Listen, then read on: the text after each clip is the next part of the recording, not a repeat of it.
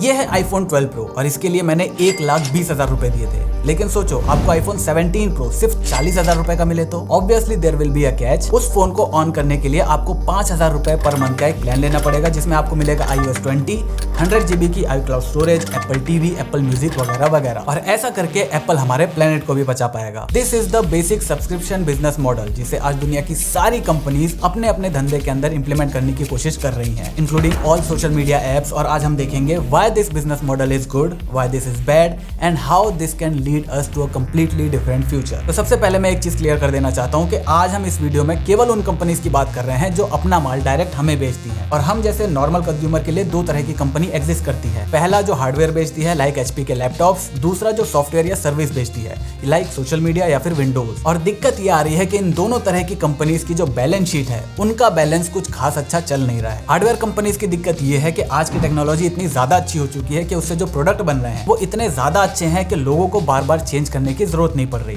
जिससे उनका रेवेन्यू कम हो रहा है। सॉफ्टवेयर या सर्विस कंपनीज की बात करें तो वहां पर उनका मेन सोर्स ऑफ रेवेन्यू क्या है? एडवर्टीजमेंट। और गूगल और एप्पल की प्राइवेसी की तलवार उस एडवर्टीजमेंट के ऊपर लटकी हुई है। इंटरनेट पर एड चलाने का सबसे बड़ा फायदा है कि आप वहां पर कंज्यूमर को टारगेट कर सकते हैं, लेकिन एडवर्टाइजर्स से उनका यही फायदा छीना जा रहा है। इसीलिए वो लोग अपनी एड स्पेंडिंग को थोड़ा थोड़ा कम करते जा रहे हैं। प्लस जिन कंपनीज का धंधा सिर्फ और सिर्फ एडवर्टीजमेंट से चलता है वो इस बार के पेंडेमिक को किसी तरह सर्वाइव कर गए, लेकिन अगली बार ऐसा कुछ हुआ तो शायद वो सर्वाइव ना कर पाए। इसीलिए उन्हें एक अल्टरनेटिव रास्ता चाहिए था और वहीं पर हमारी एंट्री होती है इस सब्सक्रिप्शन बिजनेस मॉडल की। एक रिपोर्ट के हिसाब से सब्सक्रिप्शन इकोनॉमी इंडेक्स पिछले 3 सालों में 350% बढ़ गया है। मतलब लोग अब किसी एक चीज के लिए हर महीने अपना पैसा देने के लिए तैयार हैं। और प्रिडिक्टेड डेटा ये बता रहा है कि 2025 तक ये इंडस्ट्री 1.5 ट्रिलियन डॉलर तक पहुंच जाएगी। और ये दोनों डेटा चीख चीख कर बता रहे हैं कि इस मॉडल का प्रेजेंट और फ्यूचर दोनों बहुत सॉलिड है। इसी वजह से सारी की सारी कंपनीज इस बहती गंगा में अपने अपने हाथ लेकर पहुंच चुकी हैं। तो आप चाहो या ना चाहो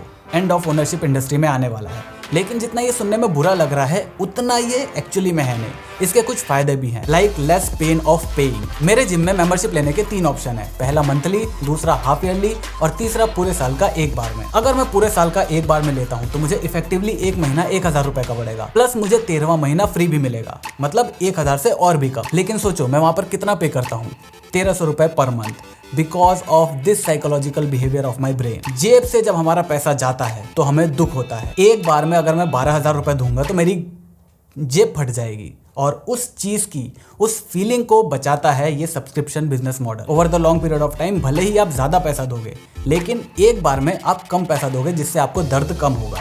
और हार्डवेयर कंपनीज को ये बात समझ में आ चुकी है। इसी वजह से एप्पल अपने आईफोन्स को सब्सक्रिप्शन से बेचने का प्लान कर रहा है। इसकी सबसे अच्छी बात यह है कि जिन लोगों को केवल ट्राई करना है कि आईफोन्स में ऐसा है क्या, देखे तो सही, उन्हें मिनिमम 70,000 रुपए इन्वेस्ट करने की जरूरत नहीं है। एक बार अपना सब्सक्रिप्शन लो, पसंद आया तो कंटिन्यू रखो, वरना बंद करवा दो। Number 2, solution to e waste. Apple हर साल इतने टन का ई वेस्ट करता है, और ये तब है जब एप्पल अपने नए फोन्स का 20% रीयूज मटेरियल से बनाता है। और एप्पल का प्लान है कि 2030 तक वो अपने 100% आईफोन्स को 100% रीयूज मटेरियल से बनाए, और वहां पर ये सब्सक्रिप्शन मॉडल बहुत ज्यादा हेल्प कर सकता है। देखो, जब लोगों को ये ऑप्शन दिया जाएगा ना कि आप एक फिक्स अमाउंट हमें दो और नया आईफोन जिंदगी भर के लिए यूज करते रहो, तो जैसे ही नया फोन आएगा लोग अपने पुराने फोन को लेकर उसे स्वैप कर लेंगे। तो इससे लोगों के फोन्स खराब होकर कूड़े में जाने के बजाय वापस एप्पल के पास चले जाएंगे। तो इससे एट द एंड होगा क्या, मान लो 2023 के अंदर एप्पल इस बिजनेस मॉडल को इंप्लीमेंट कर देता है। आईफोन 15 के लिए मान लो 1000 सब्सक्राइबर आ जाते हैं, तब इन 1000 में से मान लो 900 लोग भी अगर फोन को वापस करते हैं, तो एप्पल उन पुराने 900 आईफोन्स में से इतना मटेरियल निकाल लेगा कि उससे नए 800 आईफोन्स बनाए जा सके। प्लस जो 200 आईफोन बचे उन्हें कहीं और से मटेरियल यूज करके बना लिया जाएगा। हो गया ना, 100% रीयूज मटेरियल से आईफोन का सपना पूरा। एप्पल के पैसे भी बच गए और माइनिंग वगैरह से अर्थ में होने वाली दिक्कत भी खत्म हो गई। बिल्कुल यही चीज क्लाउड स्टोरेज के साथ होगी।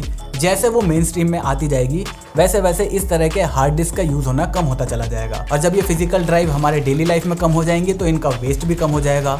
ओवरऑल ई वेस्ट काफी ज्यादा कम हो जाएगा। Number 3, tailored product. सर्विस या हार्डवेयर आप किसी को भी ले लो, एक सब्सक्रिप्शन बिजनेस मॉडल में आपको एक कस्टमाइजेशन या कस्टमाइज प्रोडक्ट मिलने के चांसेस काफी ज्यादा हैं। आप स्नैपचैट को ही ले लो, स्नैपचैट प्लस के अंदर आप अपने आइकन को चेंज कर सकते हो। आप ये जो फोटो क्लिक करने वाला आइकन है इसको चेंज कर सकते हो। आप अपने हिसाब से नोटिफिकेशन साउंड चेंज कर सकते हो। इंस्टाग्राम ने जो अभी सब्सक्रिप्शन मॉडल अनाउंस किया है उसके अंदर आपके पोस्ट को प्रायोरिटी दी जाएगी। ट्विटर में आपके ब्लू टिक के साथ साथ आपको एडिट करने का ऑप्शन मिलेगा। आप लंबे ट्वीट कर पाओगे, लंबी वीडियोस पोस्ट कर पाओगे। ये सब आपके एक्सपीरियंस को और ज्यादा बेहतर करेगा। प्लस अगर आप किसी प्रोडक्ट को एक बार में पैसा देके खरीद लेते हो तो आपका फीडबैक कंपनी को केवल एक बार जाएगा। लेकिन वहीं पर अगर आप किसी चीज को सब्सक्राइब करते हो तो आप बार बार पैसा देते हो, मतलब आपका डेटा और फीडबैक बार बार कंपनी के पास जाएगा, जिससे वो अपने प्रोडक्ट को और ज्यादा बेहतर बना सकते हैं। और क्योंकि हर महीने आप पैसा दे रहे हो तो कंपनी के ऊपर भी ये प्रेशर रहेगा कि वो आपको ये रियलाइज करवाती रहे कि हाँ, जो आप पैसा दे रहे हो उसकी वर्थ आपको वापस मिल रही है। तो वो कंटिन्यू अपने प्रोडक्ट को और ज्यादा सुधारती रहेगी, आपको कंटिन्यूअस अपडेट देती रहेगी। और ये मॉडल प्रोडक्ट के एक्सपीरियंस को बढ़ाने के साथ साथ उसके खरीदने के एक्सपीरियंस को भी बढ़ाएगा। आज सैमसंग या गूगल के पिक्सल डिवाइसेस को आप एक बार में पैसा देके खरीद सकते हो या फिर आप उन्हें सब्सक्राइब कर सकते हो। ऑप्शन आपके पास दोनों है। इतने पॉपुलर नहीं है लेकिन ऑप्शंस हैं। तो खरीदते टाइम एक यूजर के पास जितने ज्यादा ऑप्शंस होंगे उतना अच्छा है, अगर ऐसा हुआ तो।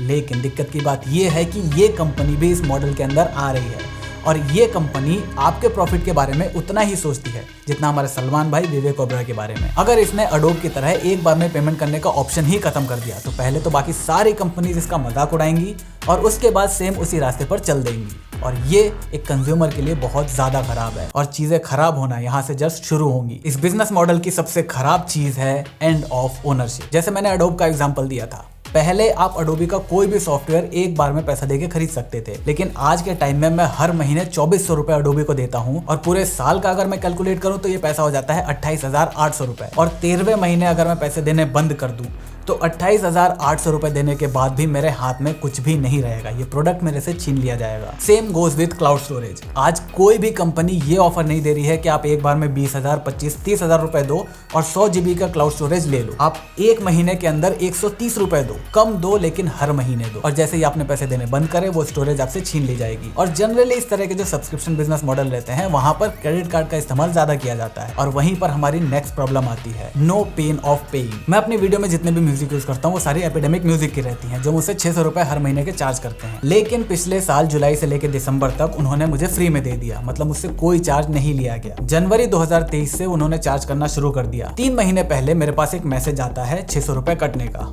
मैंने कहा ठीक है, टेक जंकी का होगा। लेकिन 2 दिन बाद एक और 600 रुपए कटने का मैसेज आता है जो दोबारा एपिडेमिक का रहता है। अब मुझे ये समझ नहीं आ रहा कि 2 मैसेज क्यों आए। मैंने 2-3 मिनट की कड़ी मेहनत करी, उसके बाद हर इंजीनियर की तरह सोचा कि चलो बाद में देख लेंगे। मेरा बाद आया अगले महीने जब दोबारा मेरे पास 600 रुपए कटने का मैसेज आता है। फिर मैंने वहां पर 15 से 20 मिनट मेहनत करी। मैंने देखा कि भाई कौन सा दूसरा अकाउंट है, कहाँ जा रहे हैं पैसे, लेकिन मुझे कुछ नहीं मिला। और ऐसे ही 600 रुपए करके मैं एपिडेमिक को 1800 रुपए दे चुका हूँ उस अकाउंट के लिए जो मैं यूज भी नहीं कर रहा। तो इस बिजनेस मॉडल के अंदर जो हमारा एक बार में पैसा कटता है वो पैसा एक तो है कम, इस वजह से हमें दर्द कम होता है, प्लस ना तो वो हमारे जेब से गया ना तो वो हमारे बैंक अकाउंट से कम हुआ। तो जो दर्द होना चाहिए वो दर्द हमें कम होता है, जिसकी वजह से हमारा खर्चा बढ़ जाता है। और इन खर्चों को बढ़ाने के लिए कंपनीज और भी तरह तरह की गेम खेल रही है, लाइक एक्सक्लूसिविटी। 2 साल पहले तक गूगल अपने फोटोज में अनलिमिटेड स्टोरेज का ऑप्शन देता था, मतलब लोगों की बहुत सारी फोटोज वहां पर स्टोर होती रहती थी। वो फोन चेंज करते थे लेकिन उनकी पुरानी फोटोज वहां पर आ जाती थी। इससे लोगों को जब उनकी बहुत पुरानी कोई फोटो मिलती थी ना, उन्हें बहुत ज्यादा खुशी होती थी और उससे उन्हें गूगल फोटोज की अहमियत और ज्यादा समझ में आने लगी। और जब गूगल ने ये देखा कि लोगों को मजा आ रहा है तो उन्होंने कहा मजा आया ना, अब सेम मजा अगर लेते रहना है तो हमें पैसे दो। प्लस सिर्फ इस चीज के लिए पैसा देने में शायद बहुत सारे लोग हिचकिचाते, तो गूगल ने पहले जो फ्री में चीजें आती थी उसको वहां से हटाया, उसमें 1-2 और नए फीचर ऐड करे और एक मेंबरशिप प्लान तैयार कर दिया जिससे लोगों को अपना परचेज सेटिस्फाइड लग सके। और सिर्फ यही नहीं, कंपनीज ऐसे और भी रास्ते ढूंढ रही हैं जिससे और सब्सक्रिप्शन बंडल्स बनाए जा सके। जैसे एप्पल ने ऑब्वियसली इसकी शुरुआत करी है विद सैटेलाइट कम्युनिकेशन फीचर और ऑब्वियसली एंड्रॉइड इसे फॉलो करता हुआ पीछे पीछे आ रहा है। बिल्कुल ऐसा ही फीचर है एक्सीडेंटल अलर्ट का। जैसे ही इस फीचर ने लोगों की जान बचानी सच में शुरू कर दी, एप्पल डेफिनेटली इसे पेड प्लान के अंदर ले आएगा, ये मैं लिख के दे सकता हूँ। और इसी चीज का एक्सटेंडेड वर्जन है बिल्ट इन एप्स। जब मैक्सिमम लोगों को आदत लग जाएगी हर महीने पैसे देने की, तो कंपनीज भी लालच के चक्कर में वो काम करने लग जाएगी जो उन्हें करना नहीं आता। लाइक अभी MIUI 14 के अंदर आपको बिल्ट इन वीडियो एडिटर देखने को मिल रहा है। Good right?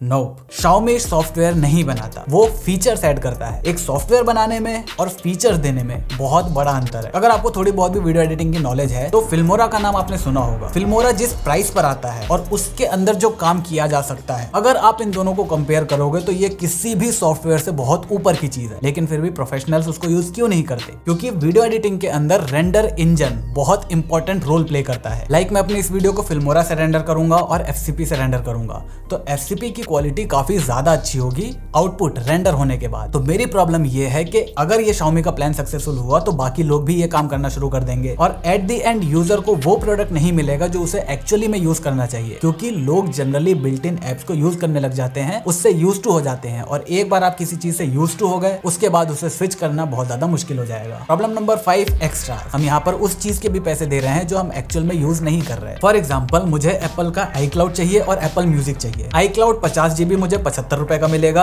और म्यूजिक मुझे 99 रुपए का मिलेगा। टोटल हुआ 174। अब अगर मैं इनका Apple One का सब्सक्रिप्शन लेता हूँ वो मुझे पड़ेगा 195 का, मतलब 21 रुपए और देकर मुझे आर्केड और TV प्लस का भी सब्सक्रिप्शन मिल जाएगा। और मेरे पास Apple One है।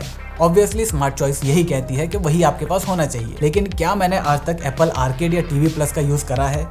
एक बार भी नहीं। तो प्रॉब्लम ये है कि जैसे ही ये चीज मेन स्ट्रीम पे आएगी वैसे ही ऐसे बंडल्स तैयार होने शुरू हो जाएंगे जहां पर आपको दी जाएगी 10 चीजें, लेकिन उसमें से काम की केवल 2 से 3 चीज ही होगी। तो हमने यहाँ पर कुछ पॉजिटिव देखे, कुछ नेगेटिव्स देखे, लेकिन एट द एंड इस बिजनेस मॉडल से किसका फायदा होगा, कस्टमर का या कंपनीज का? तो ओवरऑल अगर हम देखें तो मोटा मोटी यहाँ पर कस्टमर का ज्यादा फायदा होगा। बस एक बात का दुख है कि एंड ऑफ ओनरशिप या हाफ ओनरशिप हमारी होने ही होने वाली है, इसका कोई अल्टरनेटिव नहीं है। जैसे आज के टाइम में एक गाड़ी है, उसके अलग अलग वेरिएंट्स आते हैं। टॉप मॉडल के अंदर आपको एडास मिलेगा, सनरूफ मिलेगा, बहुत सारे अलग अलग फीचर्स मिलेंगे। लेकिन फ्यूचर में ऐसा नहीं होगा। फ्यूचर में आपको एक ही गाड़ी दी जाएगी, उसी के अंदर आपको अलग अलग सब्सक्रिप्शन मॉडल्स बेचे जाएंगे। जैसे BMW कर रहा है, अगर आपको हीटेड सीट चाहिए तो आप हर महीने के लिए पैसा दे दो। वैसे ही आपको हर गाड़ी के अंदर फ्यूचर में सनरूफ मिलेगा, हर गाड़ी में एडास सिस्टम मिलेगा, हर गाड़ी में आपको सारे फीचर मिलेंगे। जो आपको ऑन करवाना है उसका सब्सक्रिप्शन ले लो और उसे ऑन करवा के अपनी गाड़ी को एंजॉय करो। वैसे मैंने भी काउंट किया, मेरे पास 18 सब्सक्रिप्शंस हैं। भैंस की आंख। वैसे आप कितनी सर्विसेज यूज कर रहे हो नीचे कमेंट करके जरूर बताना। और अगर आपको ये देखना है कि 7 साल बाद OnePlus पर वापस आने पर क्या एक्सपीरियंस मुझे मिला, वो वीडियो ये रही। और आपको क्यों Xiaomi का फोन नहीं लेना चाहिए, वो वीडियो ये रही।